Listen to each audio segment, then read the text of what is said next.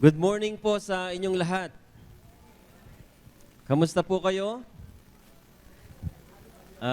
Maayos, mabuti, blessed na blessed.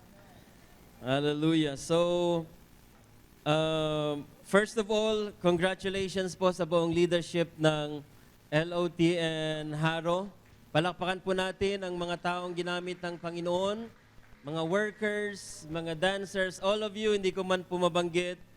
Congratulations po sa inyong anniversary and loobin po ng Panginoon na sabi ni Brother Billy kanina ay 22 pass and forevermore. Amen? Habang tayo ay nabubuhay, ay tayo naman po ay patuloy na maglilingkod sa Panginoon. So,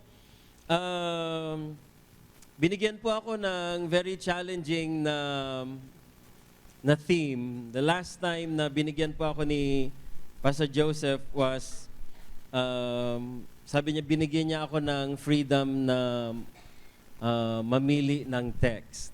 So ito pong binigay po niya sa akin ay faithfully abiding, joyfully serving, and bountifully reaping. My first reaction was, paano ko ito ipipresent? And kailangan kong maghanap ng teksto or kwento na ito po ay mag-fit sa atin pong theme for this year. And lahat naman po ay grace ng Panginoon. Ito po ay biyaya na binibigay sa akin ni Pastor Joseph na I am being given the freedom na to choose po ng text. So ang text po natin for this anniversary, nakaano ba yung PowerPoint ko? Ay galing po sa Acts chapter 5, beginning verse 17 hanggang 42.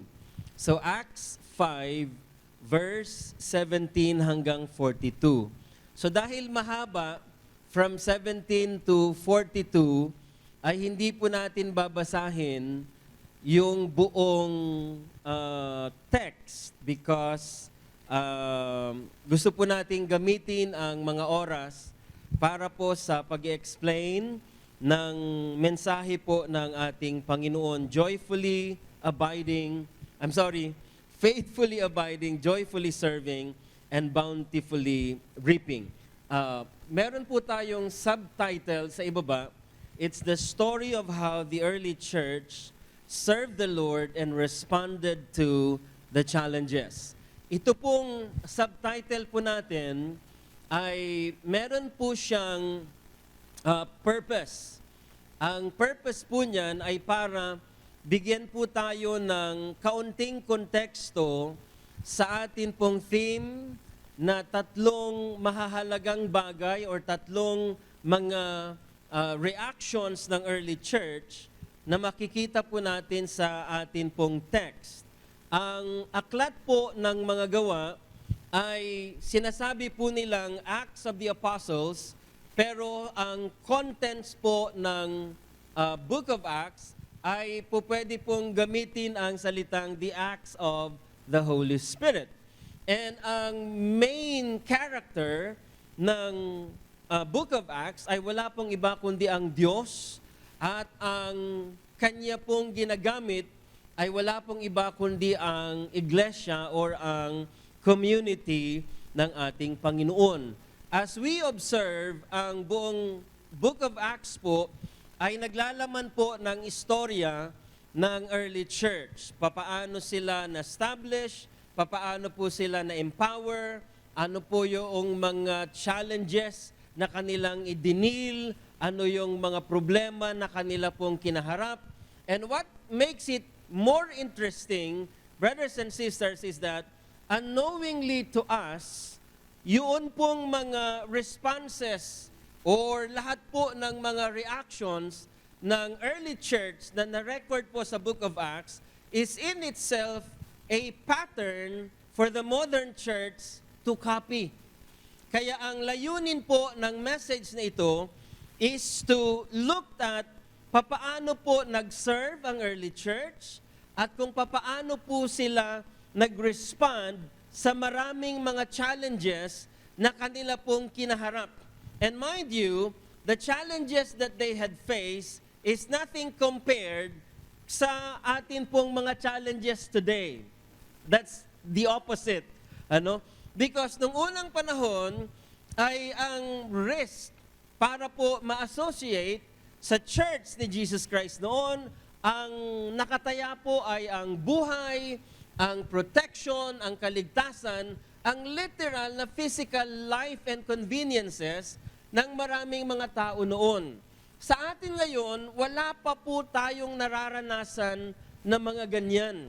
Kaya po, as you would be observing my presentation today, makikita po ninyo na i-highlight ko po sa inyo kung papaano po nag-serve ang early church at kung ano ang kanilang mga naging tugon or responses sa mga challenges na kanilang kinaharap.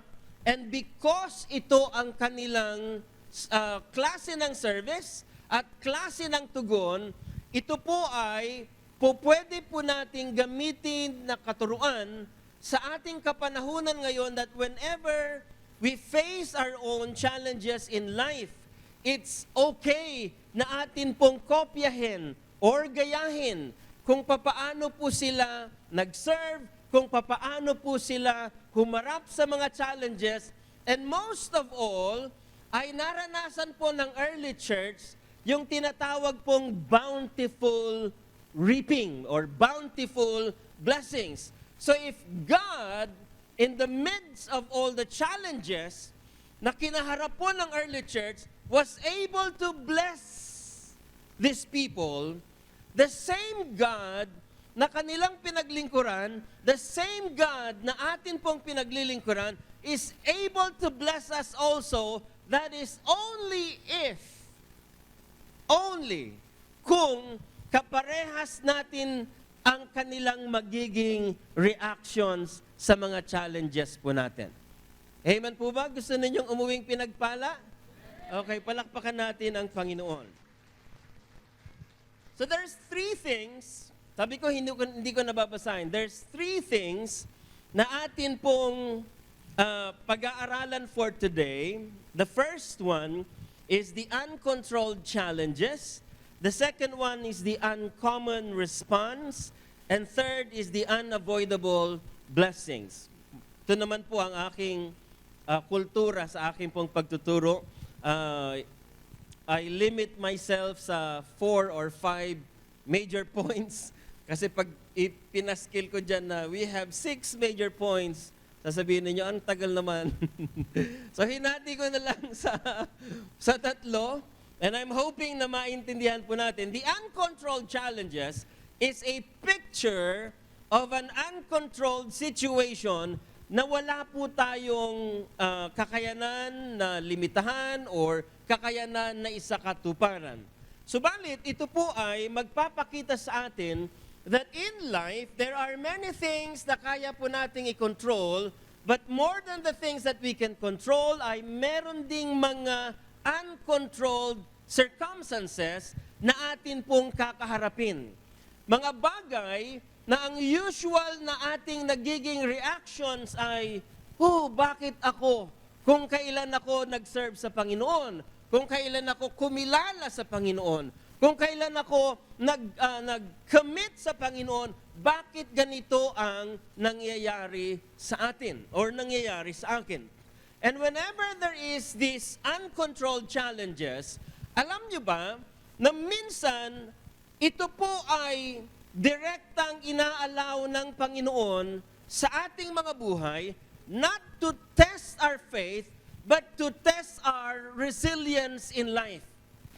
To test our resolve para subukan kung ano ang ating magiging reactions. Because usually, pag dumarating po ang mga uncontrolled challenges sa life po natin, ang mas malimit pong reactions po natin ay either na tayo po ay nag-i-stop sa pagpapatuloy sa Panginoon or tayo po ay umaayaw or umatras na sa ating pinangakong paglilingkod sa ating Panginoon. In this uncommon uncontrolled challenges, makikita ninyo na ang persecutions na naranasan ng early church at this point in time ng kanilang existence, hindi po iyon tuminag sa kanilang pananampalataya.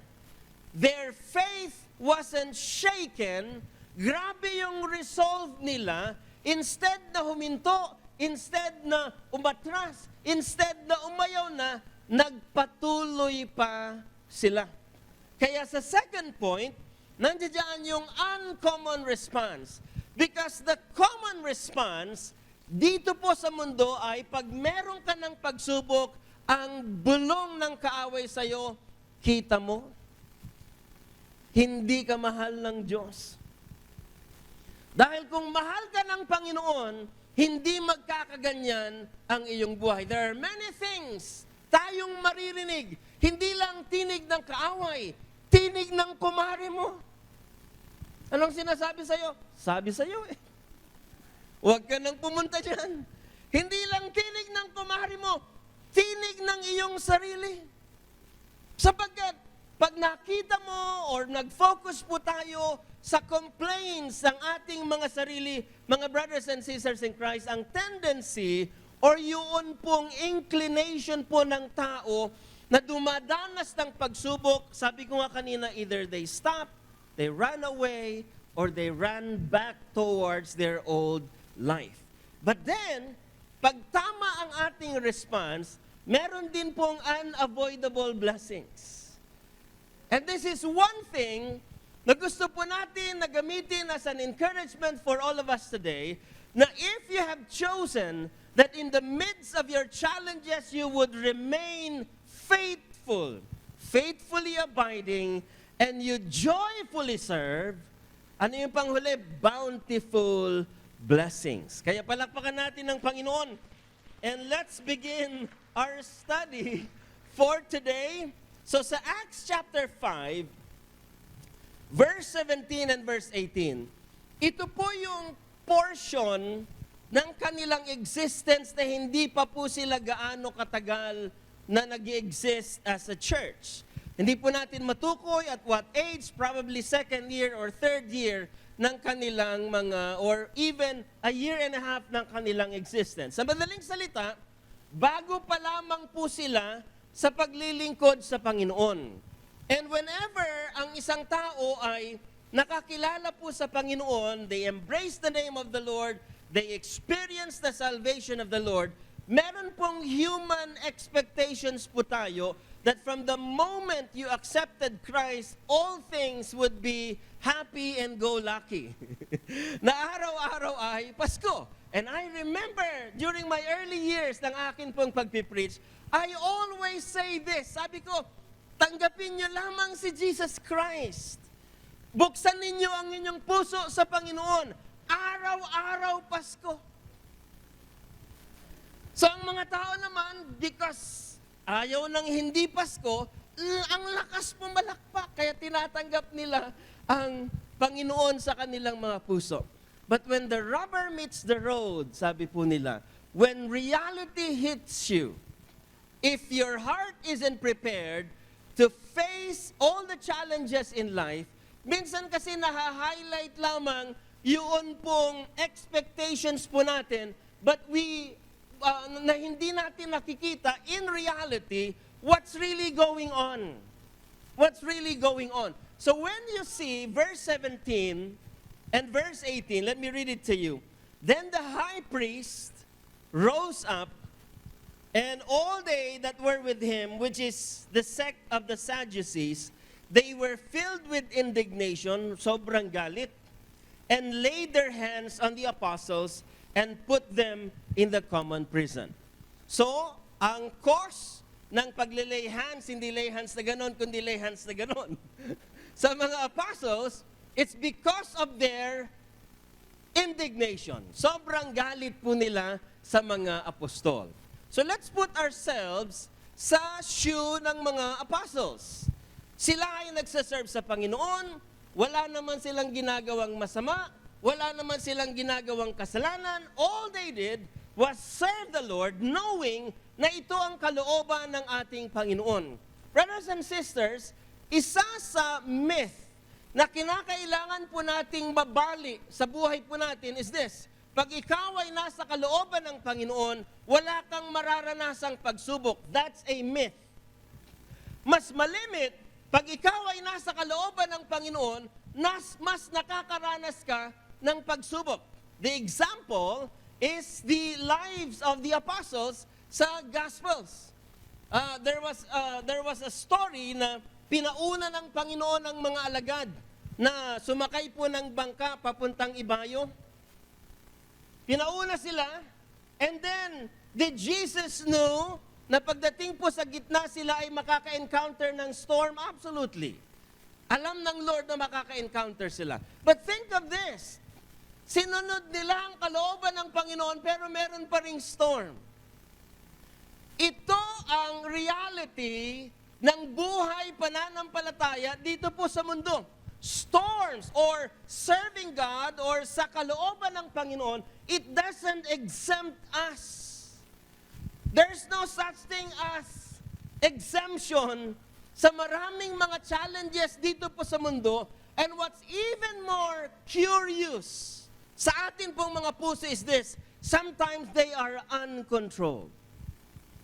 Ito ay mga bagay na hindi kayo ang may likha, hindi tayo ang may kagagawan, kundi minsan niloloob ito ng Panginoon because He wants to test our resolves. What's so amazing dito sa tagpong ito, ang persecutions, ang laying of hands, at saka imprisonment galing sa mga religious leaders.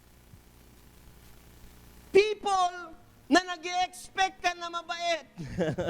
People na nag-e-expect ka na hindi nila gagawan ng kawalang-yahan ang mga taong nagsaserve sa ating Panginoon. But look at what happened from the people that you do not expect.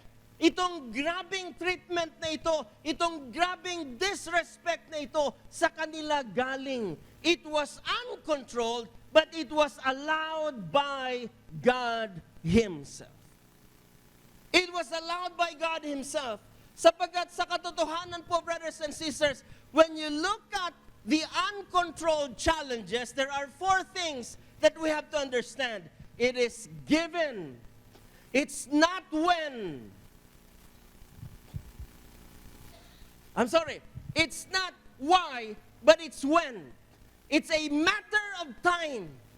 Kaya po, pag nakakapakinig po kayo ng maraming mga brothers and sisters natin na dumaan sa pagsubok, dumaan sa maraming mga problema, that should be a warning to you and an inspiration as well na, watch out, you're next. So it is given. Second, it is expected. It is expected because ang sabi po ng John 16:33, in this world, you will have tribulations. Because ang world na ito ay malayo sa kalooban ng Panginoon. Every single soul na may sisilang dito sa mundo ay expected na magkakaroon po ng maraming mga challenges. Iba't ibang nature, iba't ibang degree, pero whether it's in a different degree or nature, it's still a challenge sa buhay po ng tao. Third, it doesn't respect any person. Believer ka or unbeliever ka, parehas na merong problema. Malakas ka or mahina, parehas na merong problema. Regardless of your status in life, it does not expect or it doesn't exempt us from experiencing all these challenges because challenges doesn't respect any person, whether in dignity or whatever it is. As long as you are a person living here in this world, it doesn't exempt you. But the amazing thing about challenges is this: it can be overcome. Just because lahat ay hindi exempted, hindi nangangahulugan na hindi natin kayang labanan or i-overcome ang mga challenges na ito.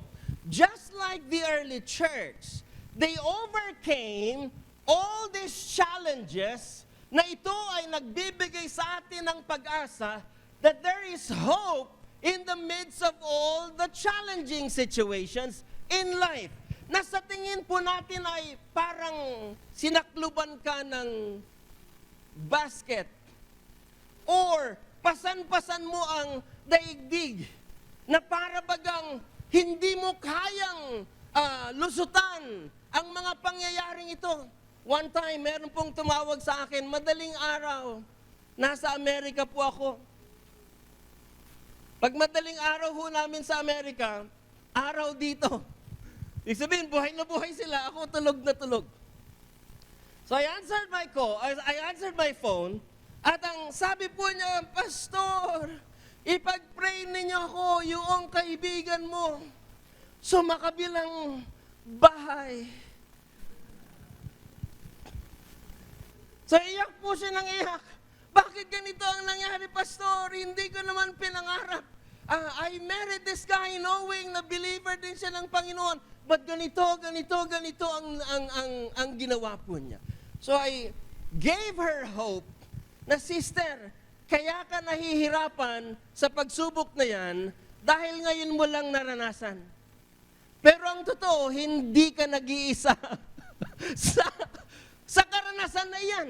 As a matter of fact, yung mga naunang nakaranas niyan, ngayon ay sitting pretty na sila, masaya na sila. Hindi dahil bumalik sa bahay nila, yung sa makabilang bahay na asawa nila, kundi dahil they overcame that fear, they overcame yung weaknesses nila. Kaya ngayon, kahit nasa kabilang bahay pa, yung kanilang mahal sa buhay, ang sabi ko, they still praise and worship the Lord because they overcame that situation.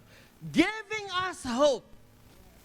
Whether sa physical disabilities or sicknesses or lahat po ng mga pangangailangan or finances or sa puso, sabi nila ang pinakamahirap daw pong daanan na pagsubok ay ang pagsubok sa puso. Dahil kahit saan ka magpunta, dala-dala mo ang iyong puso. Kaya kahit kumakain ka because your heart is hurting, it hurts to eat. You cannot smile. But I have good news to all of you, brothers and sisters. All these challenges, whether maliit or malaki, they can be overcome. Yan po ang sinasabi ng 1 Corinthians chapter 10, verse 13. Sabi po sa Good News Bible, every test that you have experienced is the kind, watch these underlined words, is the kind that normally comes to people. Pag sinabi pong normally comes to people, normal, pangkaraniwan. Parang kung paggising ninyo kanina, normal lang na nagigising kayo. Ang normal ay pag hindi ka na nagising. Diba?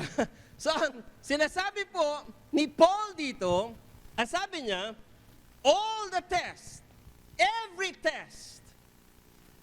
test that you have experienced is the kind that normally comes to people. Ito ay normal na dumarating sa atin. So, normal pala ang magkaroon ng problema. Watch this. Ang hindi normal ay yung wala kang problema. Dahil mga patay lang ang hindi na mo problema. Amen. Thank God you're still alive. Pag may problema ka, you're alive. Because pag nasasaktan ka, uy, buhay ka pa. Sabi ni Jane kanina, uy, buhay pa pala ako. Amen? Ang sabi niya, normally comes to people. Sabi po ni Peter sa 1 Peter 4 verse 12. Ang sabi ni Paul, normal. Ang sabi ni Peter sa 1 Peter 4:12, beloved, sabi niya, think it not strange concerning the fiery trial. Ang term ni Paul ay every test. Ang term ni Peter ay every fiery trial. Ang sabi ni Peter naman, think it not strange. So if it's normal, hindi ka nasa-surprise. Anong Tagalog na surprise? Hindi sorpresa.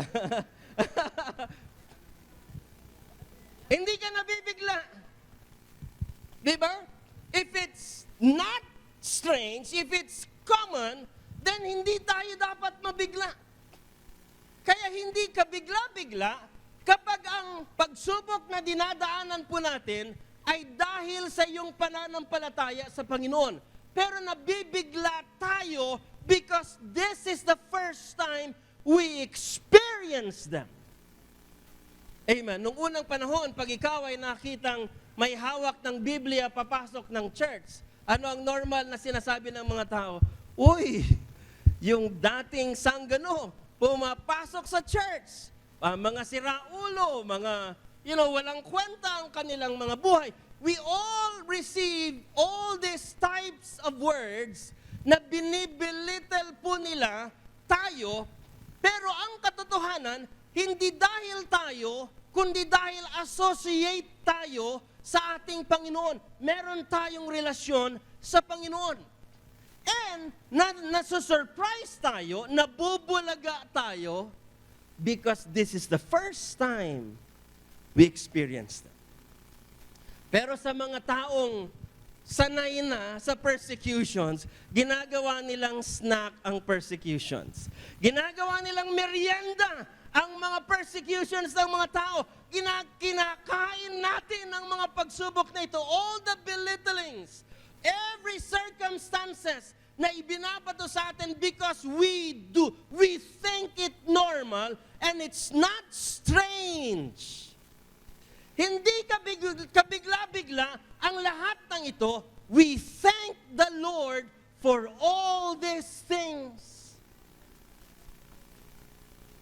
We thank the Lord for all these things. Kaya po mga minamahal na kapatid, when you look at the uncontrolled challenges na dinadaanan po ng early church during this time, mga minamahal na kapatid, this was already the second time na nakaranas po sila ng ganitong klaseng persecutions. The first one, in prison, ikinwestiyon si John at saka si Peter for healing the lame man.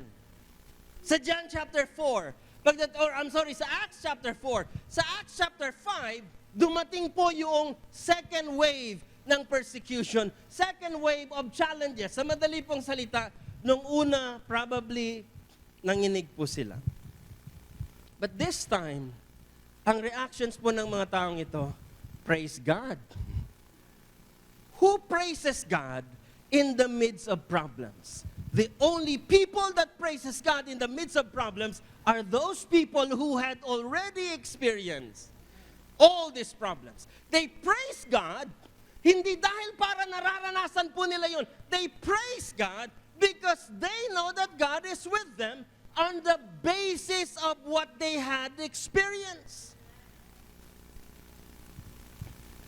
Natutuwa sila. Nung una, probably nagko-question sila. Gaya po nila rin tayo. Nung una, nagko-question tayo. Nung una, nagtatanong tayo.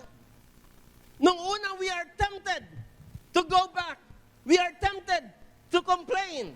But when we experience the presence of God in the midst ng ating pagharap ng maraming mga pagsubok sa buhay, na re-rejuvenate ang ating pananampalataya. Kaya when a new wave of persecution comes, hindi na tayo natatakot, kundi tayo ay lumalakas, knowing na alam natin ang end result ng bawat persecutions. Nung una, hindi natin alam. But now we know. Now we know. Because we had experienced all these things. The even more amazing scenario ay hindi lamang po yung pag-aalaw ng Panginoon sa uncommon challenges, kundi makikita po natin yung uncommon response ng mga challenges. or ng mga disciples ng ating Panginoon. Verses 19, 20, and 21. So ang end result ng 1718 na sila po ay kinuha ng mga leaders, religious leaders, they were put to prison. Okay, they were put to prison. Then, ang naging scenario when they were put to prison, sabi ng verse 19, but the angel of the Lord by night opened the prison doors and brought them forth and said, go stand and speak in the temple to the people all the words of this life. And when they heard that, they entered into the temple early in the morning and taught. But the high priest came, and they that were with him, and called the council together, and all the senate of the children of Israel, and sent to the prison to have them brought. So they were put to prison. Okay, keep that in mind. Nasa loob sila ng bilangguan, may ginawa ang Diyos. The angel of the Lord opened the prison door, at yung angel of the Lord ay meron pong utos sa kanila. And in this instance, ay makikita po ninyo ang kanilang first response, which is they faithfully abided sa kalooban ng ating Panginoon. They have the option not to do it because when they have done it, they ended up in prison. Meron silang option na wag sundin dahil nung sumunod sila sa Panginoon, sila ay napunta sa bilangguan. They have a choice. They have the choice not to faithfully abide. But what's amazing sa kanilang response is this. It was an uncommon response. Uncommon because they have a choice. Uncommon despite ng kanilang alam, conscious, aware sila na makakaranas sila ulit ng maraming mga pagsubok, but they faithfully abided sa kalooban ng Panginoon. What's the proof that they abided sa kalooban ng Panginoon? Ang sabi ng angel of the Lord, tomorrow, paglabas ninyo, punta kayo ulit doon sa pinag-preachan ninyo sa plaza. Nakakagulat because the expression of their faithful abiding, ang sabi roon, and when they heard that, they entered into the temple early in the morning. Wow! Minsan, hindi tayo early in the morning kung mag-abide sa kalooban ng Panginoon. Probably noontime. Or probably late in the afternoon na pinag-iisipan pa natin. Teka lang, dito ako binato sa harapan ng Jollibee. Dito ako nakaranas ng maraming mga pagsubok. Would I do it again? Ang sabi roon, early in the morning, early in the morning. So if you want to test your faithful abiding sa kalooban ng Panginoon, how early? Sabi ng Lord, hindi mananampalataya ang iyong boyfriend, ang iyong girlfriend. Ang sabi niya, do not unequally yoke with unbelievers. Lord, hindi mo alam kung ano ang desire ko na ilapit siya sa Panginoon. There's that desire na ilapit sa Panginoon. Desire is good, but there is a black and white. Teka, ipagfa-fast ko muna, Pastor. That's not early in the morning. Do you remember when God spoke to Abraham? Binigyan siya ng anak. But there came a time na sinabi ng Lord kay Abraham, offer your son as a burnt offering unto a mountain in which I would tell you. The reaction sa Genesis chapter 22 verse 1 and 2 ay ganito.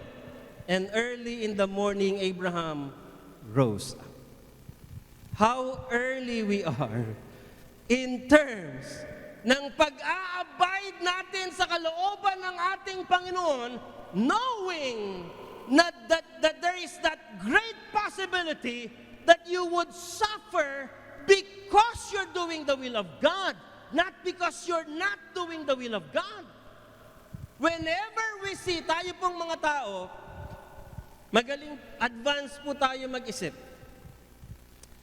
Para ho tayong program or computer program na nagtatype ka pa lamang ng numero, alam na niya ang sagot. Teka, pinapapunta ko ng Panginoon doon para patawarin itong tao na nang walang iya sa akin na nawala ako sa Tagalog ko, na nang walang iya sa akin. Pupunta ako doon, what's the odds? Na mauulit-ulit yung pangwawalang iya sa akin, it's there. How early you would go. But look at these people. Naranasan nila ang pagko-question ng Sanhedrin. Naranasan nila ang pag-i-imprison sa chapter 4. Naranasan nila ang lahat ng pagsubok. All the negative things narinig nila galing sa mga Hudyo, galing sa mga leaders ng mga Hudyo. But now they are still given another chance to experience the same thing. But the amazing thing is this, early the next morning, faithful abiding.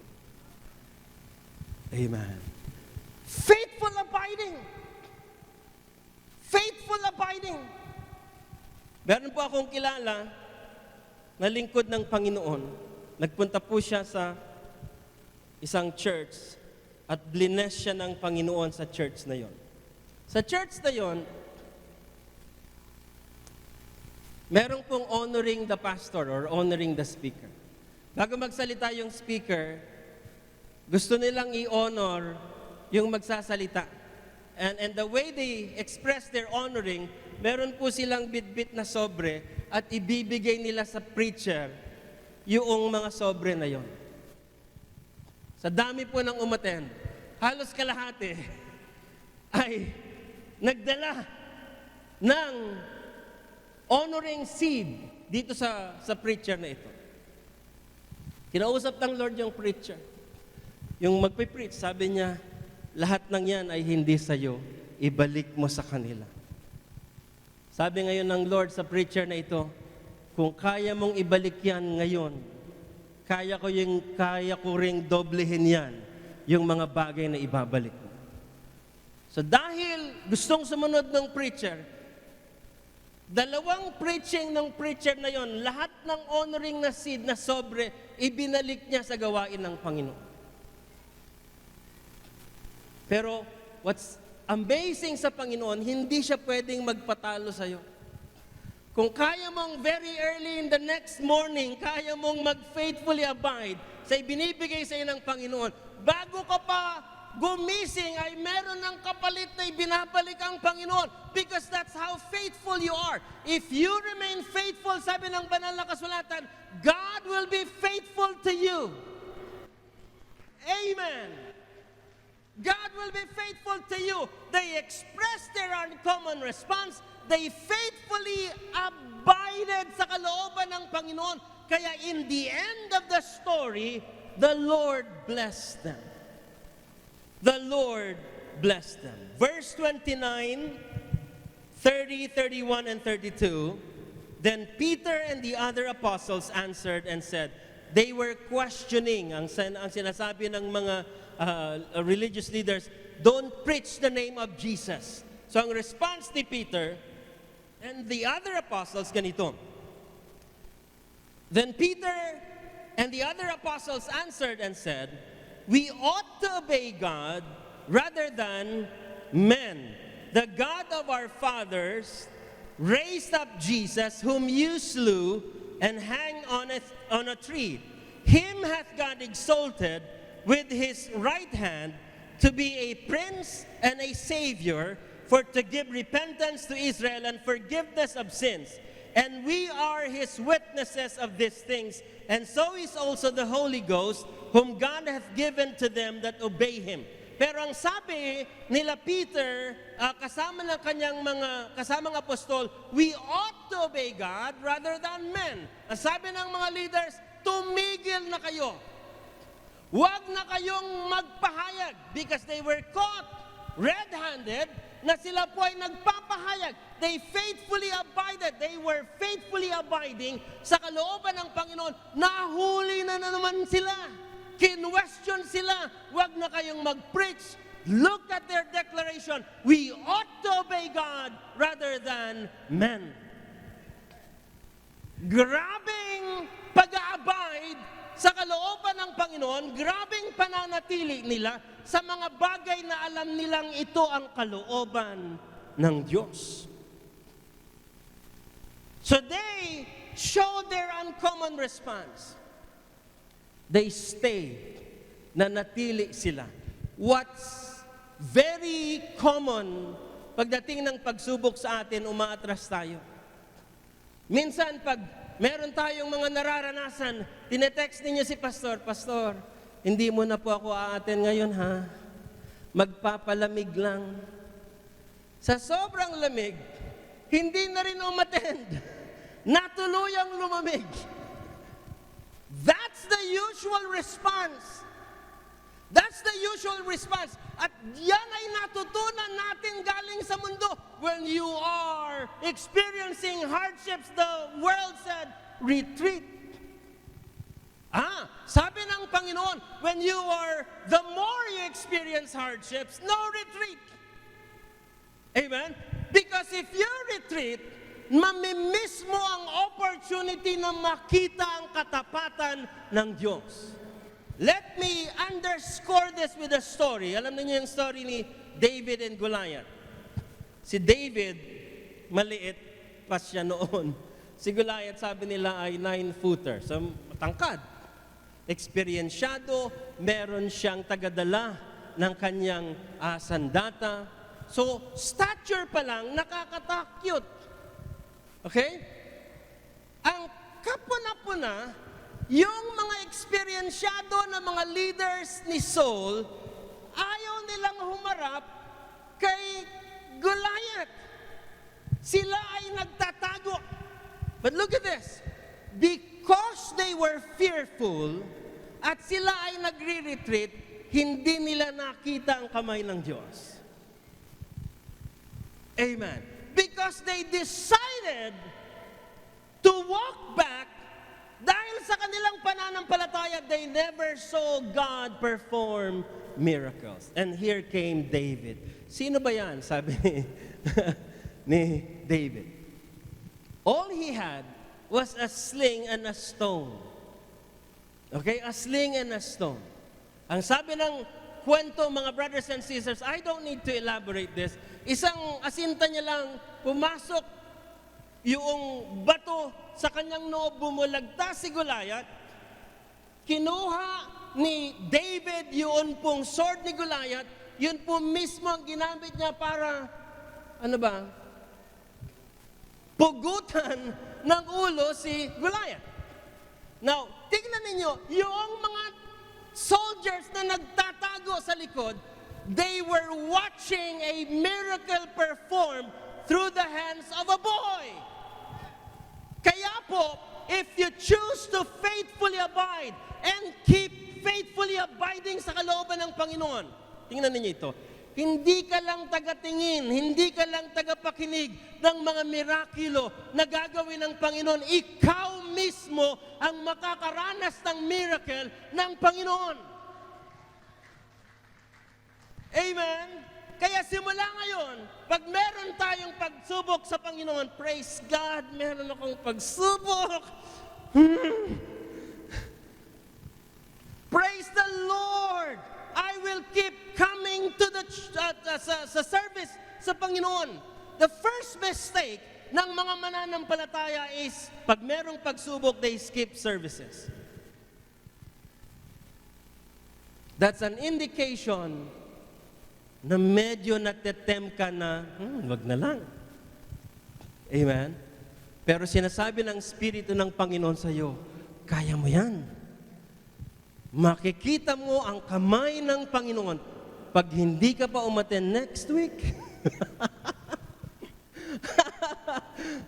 pag hindi ka umaten next week, lalo kang manlulumo, lalo kang manlalamig. So we stand our ground. The way we stand our ground sa gitna ng pagsubok is that you remain faithfully abiding sa kalooban ng Panginoon. Pag nahihirapan ka, you don't retreat, you move forward. Nagpapatuloy tayo sa mga bagay na ginagawa natin sa Panginoon. Naglilingkod tayo kahit merong mga kapagsubukan na atin pong nararanasan. Palakpakan po natin ang Panginoon. Sabi ni Paul, sa 1 Corinthians chapter 15, verse 58, sabi niya, "Therefore, my beloved brethren, be ye steadfast, unmovable." Be ye steadfast, unmovable. Ang word po na unmovable dyan ay kinukumpara sa isang bundok. Ikinukumpara sa isang bundok. Nakakita na ho ba kayo ng bundok na yung cone ng ice cream cone. Pag binaliktad ninyo yan po ang larawan ng bundok. Yung base niya ay mas malapad, yung tip niya ay... Pero, pag in-invert ninyo yan, yung what was once unmovable na cone, because of yun pong wide na base niya, pag binaliktad ninyo yan, dahil po sa maliit po yung tip niya, madali po siyang ma-shake, madali po siyang ma-move. So ang sinasabi ni Paul dito, "My beloved brethren, be ye steadfast, be like a mountain." Be like a mountain, unmovable mountain, na hindi na-shake, hindi umuurong sa gitna ng pagsubok, hindi umaatras sa gitna ng pagsubok, nananatili tayong tapat sa ipinagagawa ng ating Panginoon, brothers and sisters, because we know that God is with us. Amen?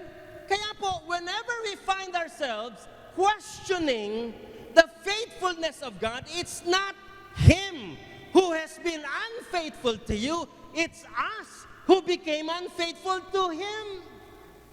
Kasi alam po ninyo ganito, pinapanood ko po yung last year's na message po namin sa Rojas City. Nabanggit ko po ito. Maraming tao na kapag dumaan ng pagsubok, kina-question nilang Panginoon, "Lord, nasaan ka?" As if like, nawala ka, Lord. Bakit mo ipinahintulot sa akin? Pero on that preaching, nasabi ko po ay ganito, who moved? Hindi nag-move ang Diyos. He remained on His throne. So it was us who moved, na kaya mo siya kina-question because you moved away already. It's not that God had moved or shaken, brothers and sisters, but it was us who moved away. Kaya whenever we find ourselves questioning, kung naririyan ka, Panginoon, hindi siya ang gumalaw. Tayo ang gumalaw. Tayo ang gumalaw. Kaya pag sinabi mong unmovable, remain steadfast kung gaano kainit ang paglilingkod mo sa Panginoon when persecution came, when problems came, when difficulties came, remain on fire. Remain on fire because ito ang sinasabi ng banal na kasulatan. The second uncommon response, Acts chapter 5, verse 40 and 41. "And to him they agreed. And when they had called the apostles," ang context po ng verse 40 ay meron pong leader ng Hudyo na ang pangalan ay Gamaliel.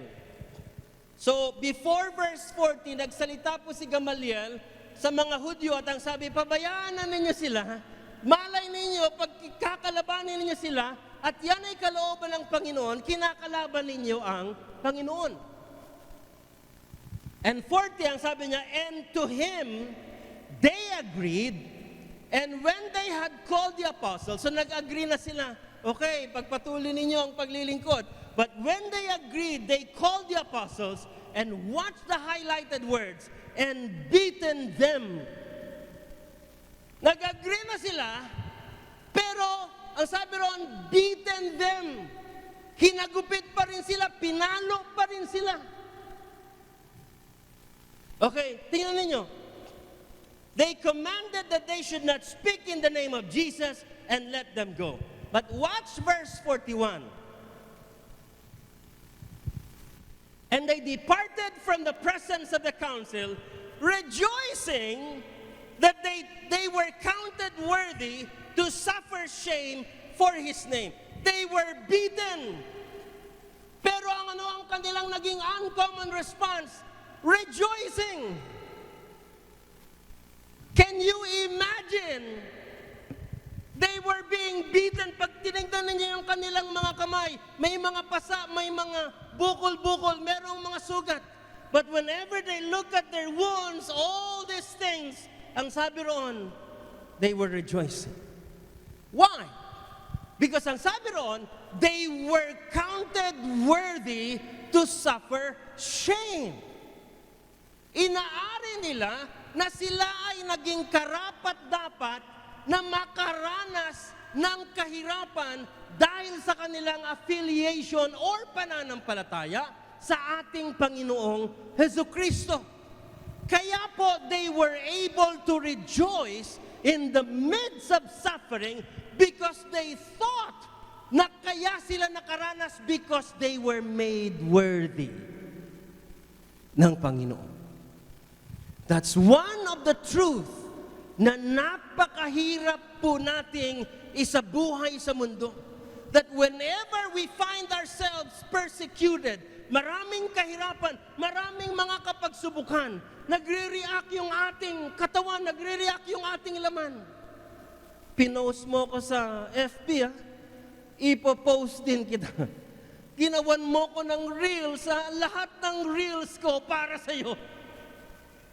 There is a human inclination to get even. But what will you get to get even? It's not worth it to get even, brothers and sisters, but you have to change your perspective in life. Whenever you are suffering because of the Lord Jesus Christ, ito ang mindset ng mga alagad. Praise God, because God had made me worthy to experience suffering. So they were rejoicing.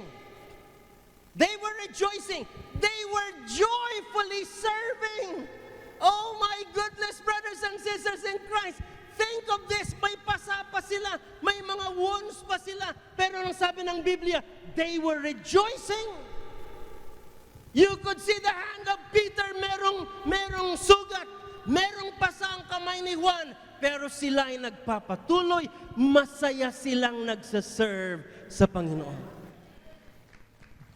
Parang ganito yon. Oy, ano nangyari dyan sa mukha mo? Nasuntok kagabi.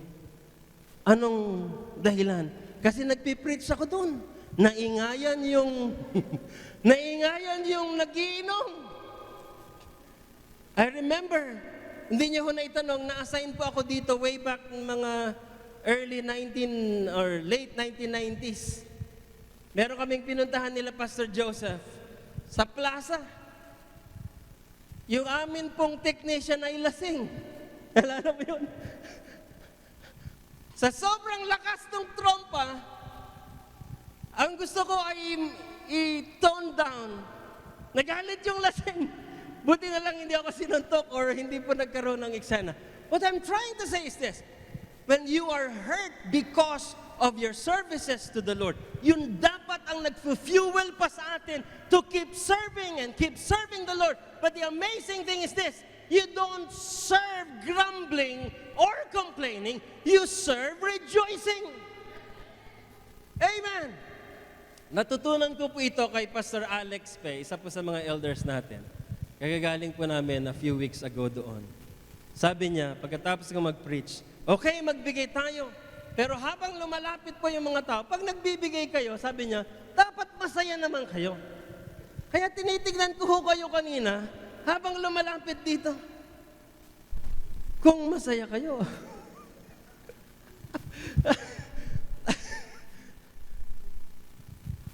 Dapat, bakas na bakas sa lahat ng anggulo, mapaharap, mapa-right side, left side, back side, lahat ng side.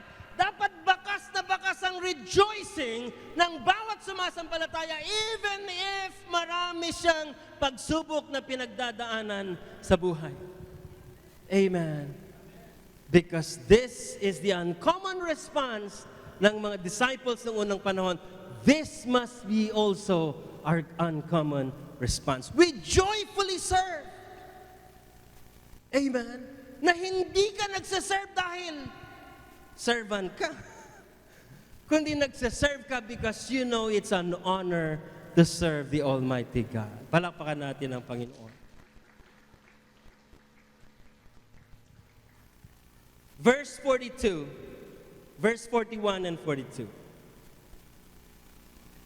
Uncontrolled challenges, uncommon response, unavoidable blessings. Verse 41. And they departed from the presence of the council, rejoicing that they were counted worthy to suffer shame for His name. Now, tignan ninyo ang verse 42. And daily in the temple and in every house, they ceased not, or they did not stop, to teach and preach Jesus Christ. Unavoidable blessings. Isa sa biyaya ng pagiging faithful natin na nag-aabide and we joyfully serve, isa sa biyaya na patuloy na ibinibigay ng Panginoon ay ang patuloy na paglilingkod natin na Kanyang ibinibigay sa ating lahat. This is one of the greatest blessings ng isang mananampalataya in spite of the difficulty. When you look at the bountiful harvest na dumating sa mga alagad, it wasn't just any kind of blessing, but it was an amazing blessing because they continued to serve the Lord. Ang araw-araw tayong bigyan ng opportunity na mag-serve sa Panginoon is in itself a bountiful harvest. Amen. Meron kang persecution, wala pa ang Sunday, tinetext mo na si Pastor Joseph, Pastor Joseph, gusto kong magpatotoo sa araw ng linggo. Bakit? Meron akong persecutions. And whenever you are given that platform, that's a bountiful harvest. To be able to continuously proclaim the greatness of the name of Jesus Christ is one of the best blessings in this world. It's an amazing blessing, brothers and sisters in Christ. Sabi po ng Matthew 5, verse 10, verse 11, and verse 12, sa Sermon of the Mount, sabi niya, blessed are they which are persecuted for righteousness' sake, for theirs is the kingdom of heaven.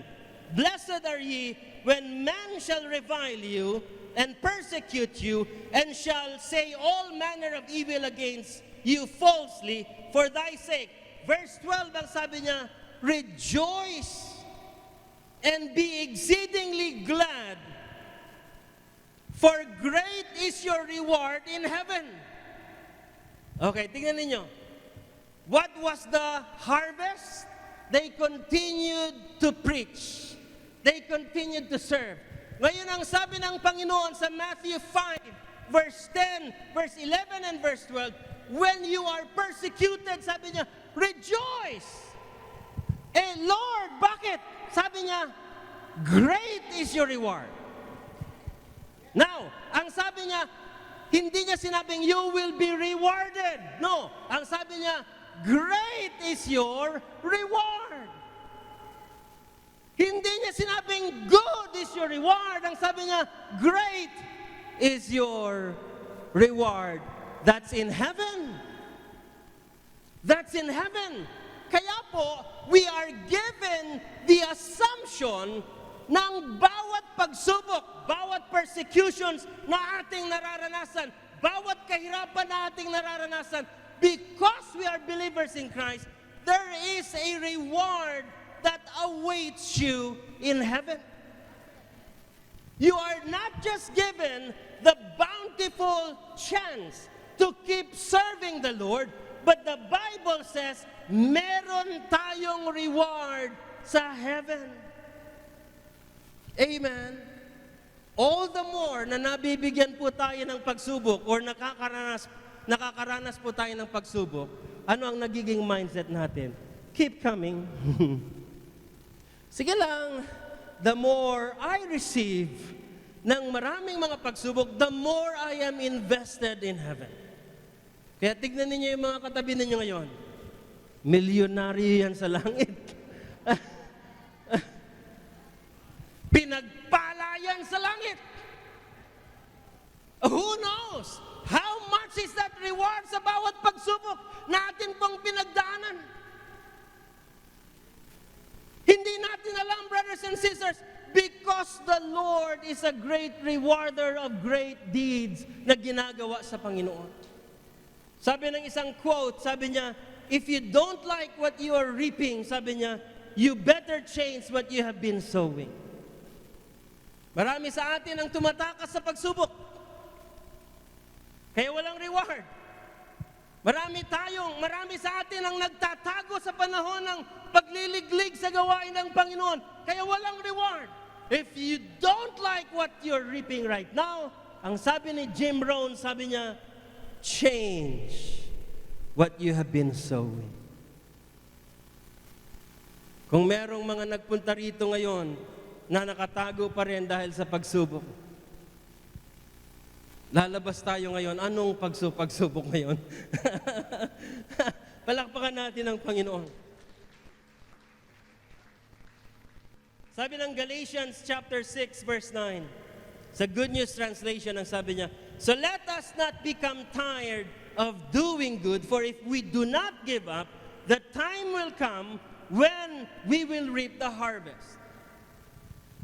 If we faithfully abide, if we joyfully serve, if we keep remaining in the presence of the Lord despite of all the challenges, brothers and sisters, ang sabi roon, a season of harvest will come. Hindi niya sinabing might come, kundi ang sabi ni Pablo with an assured word. Ang sabi niya, your harvest will come. If we do not give up, the time will come when we will reap the harvest.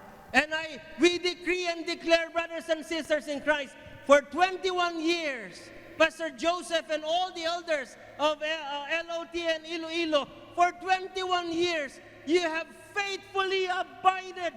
I remember sa mga kwento po ni Pastor Joseph noon, meron silang pinagkukunan ng isang puno ng papaya. Tama ba? Maliit pa kinukuha. Lumipat sila sa isang lugar na maraming kangkungan. Bago sila lumipat sa panibagong lugar, ubos yung kangkong. For 21 years, you could watch them live faithfully abiding. Walang pera pambayad ng renta, walang maisaing, walang maipakain, but they stayed. Meron siyang choice para bumalik bilang architect. We all have a choice. Pag alam natin na merong kahirapan tayong mararanasan, but if you choose to faithfully abide and you joyfully serve, a day and a season of harvest is coming. And I tell you this great good news, it's unavoidable. Ang season ng pagtatalbos ng kangkong ay tapos na. Amen. Ito po yung sinasabi ko po sa inyo because I've watched him, I heard him pray. Every time na kami po ay nagpipray ng mga elders, once a month, nagpipray po kami. Lahat kami mahahaba magpray. Pagdating na kay Pastor Joseph, siya po yung medyo expressive. sa kanyang pagpipray. Ang ipinagpipray niya, lahat po ng mga pastors, lahat ng financial conditions ng church. Pero ito po ang hanga ko sa kanyang pagpipray. Specific. Ang sinasabi ko pag ako'y nagpipray, Lord, bless them. Siya, pag nagpray ganito, Lord, paakyatin po ninyo ang mga kape, ang mga gatas, ang asukal, ang bugas, ang mga sardinas. Lord, mag-aakyatan ang mga ito. Second floor ang kanilang church, di ba? One time, nagpunta kami sa Guimaras. Pag uwi namin, nadaanan namin po yung harapan ng church. Sa harapan ng church, dun sa baba, merong isang van na nag-unload ng mga boxes ng mga kape. Yung kape na nakabox, walang paa, pero kitang-kita mo umaakyat sa second floor.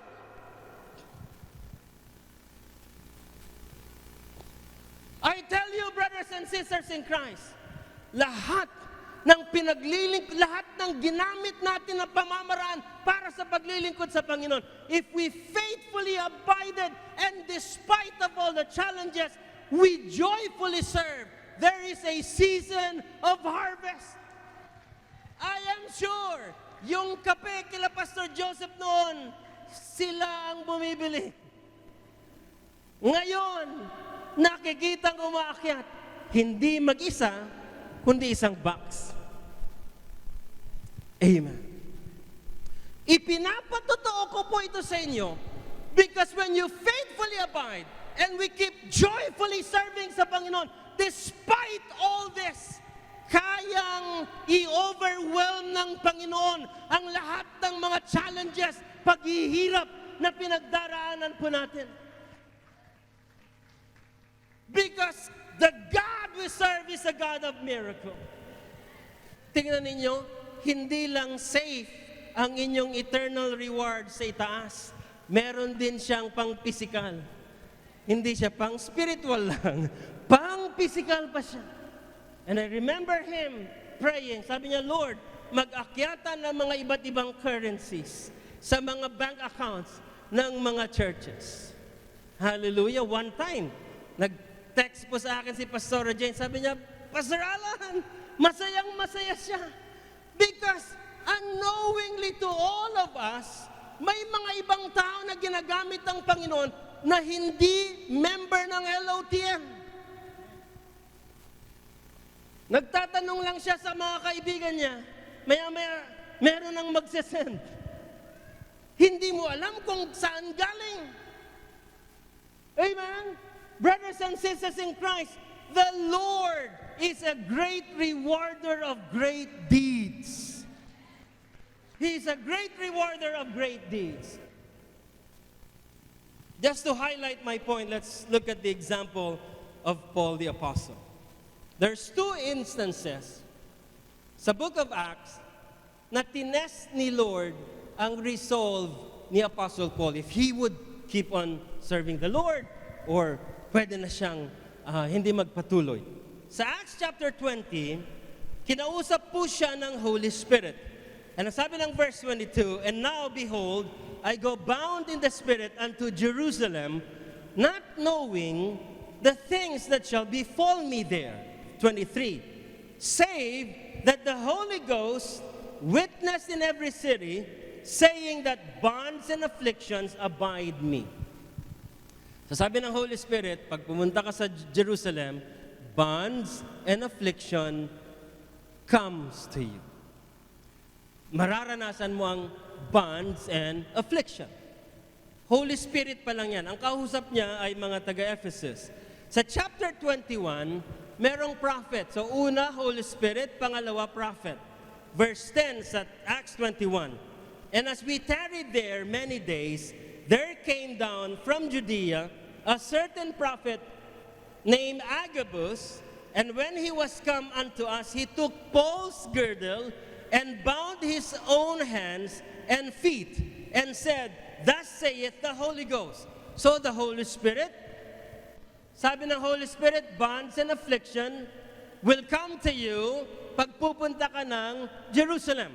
Pagdating ng 21, it's a prophet, ang mga prophet noon ay ginagamit ng Panginoon to confirm kung ano yung message sa iyo ng Panginoon. So the prophet Agabus confirmed. How did the prophet Agabus confirm? Kinuha niya yung pamigkis niya, itinali ni Agabus yung kamay at paa niya, at ang sabi niya, yung may-ari ng pamigkis na ito, ganito ang magiging itsura niya pagpunta niya ng Jerusalem. But look at what Paul said. Una sa verse 24 ng Acts 20. But none of these things move me, neither I count my life dear unto myself, so that I might finish my course with joy, and the ministry which I have received of the of the Lord Jesus, to testify the gospel of the grace of God. Acts 21 verse 12, ang sabi rito, and when we heard these things, both we and they of that place besought him not to go up to Jerusalem. So yung mga kasama niya, nakiusap sa kanya na, okay, Paul, sinabi sa iyo ng Holy Spirit, kinonfirm ng Prophet Agabus, meron kang choice na wag tumuloy sa Jerusalem. But look at the resolve. Look at the commitment of Paul the Apostle. Sa verse 13, ang sabi niya, then Paul answered, what mean ye to weep, King James, and to break my heart? For I am ready not to be bound only, but also to die at Jerusalem for the name of the Lord Jesus Christ. Sabi ng verse 13 sa Tagalog, why are you breaking my heart? Bakit ninyo binibreak ang aking puso? Now think of this. Binibigyan siya ng option, ng choice, na wag tumuloy sa bonds and afflictions sa Jerusalem. Ano ang sabi ni Paul? Sabi ng mga kasama niya, wag po kayong pupunta. But Paul responded this, amazing response. Ang sabi niya, why are you breaking my heart? That's commitment. That's love. That's resolve. Na regardless kung ano man ang magaganap sa ating mga buhay, what we are doing now, we will keep doing it. Patuloy natin gagawin ito because this is God's will for all of us. Faithfully abiding, joyfully serving, unavoidable blessings, bountiful harvest. Pagdating po ng 2 Timothy chapter 4, this is to believe na ito po yung last letter na isinulat po ni Paul kay Timothy. Sabi po ng mga dalubhasa, within this week, after na completion ng 2 Timothy, within the week ay pinugutan po ng ulo si Paul. But look at what Paul said. Verse 6 ng chapter 4 ng 2 Timothy, for I am now ready to be offered, and the time of my departure is at hand. I have fought the good fight, I have finished my race, I have kept the faith. Henceforth, sabi niya, there is laid up for me a crown of righteousness, which the Lord, the righteous judge, shall give me at that day, and not to me only, but unto all of them also that love His appearing. Ang sinasabi ni Paul, hindi lang ako ang makakaranas ng unavoidable blessings, bountiful harvest. Sabi niya, lahat ng mga merong pagmamahal sa Panginoon, they will also be bountifully blessed pagdating ng panahon. Kaya po, the encouragement of the Lord sa inyong lahat, sa ating lahat na narito ngayon, pag merong pagsubok, you do not move back. You do not allow your faith to be shaken. You remain firm. You faithfully abide, meaning you do not allow problems to slow you or to stop you sa paglilingkod sa Panginoon. Patuloy lang. Sabi ni Pastor, padayon. Kala nyo hindi ako marunong mag-Ilonggo, ha? Yun lang alam ko. Palakpakan natin ang Panginoon.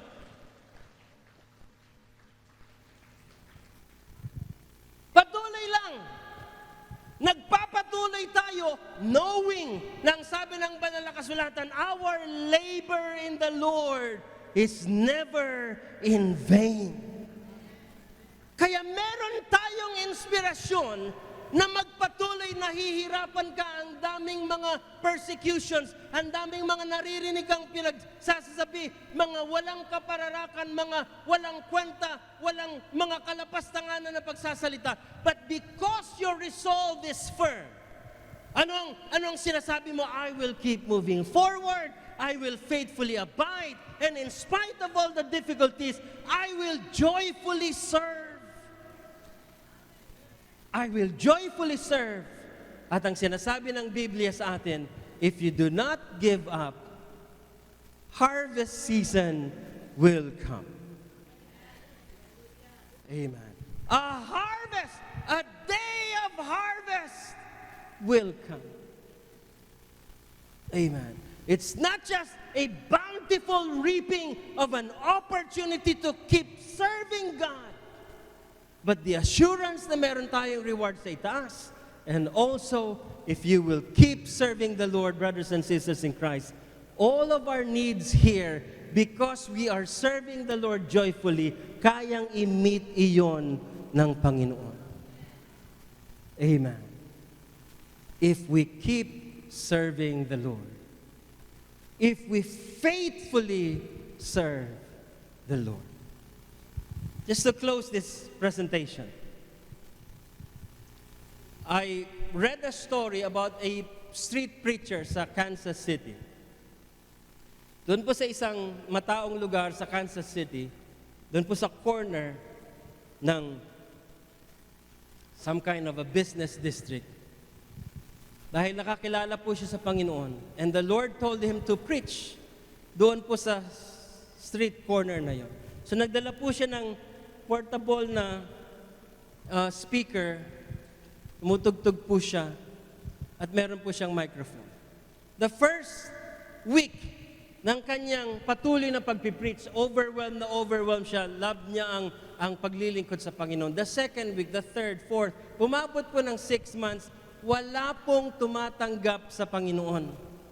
Wala pong nag-a-accept sa Panginoon. Pagdating po ng 7th month, yun pong grabing commitment niya on the first 6 months ng kanyang street preaching, nagsisimula pong mag-dwindle. Dati-dati, gabi-gabi, ngayon, every other week na lang ang kanyang preaching. Ang kanyang reason, wala naman pong tumatanggap sa Panginoon.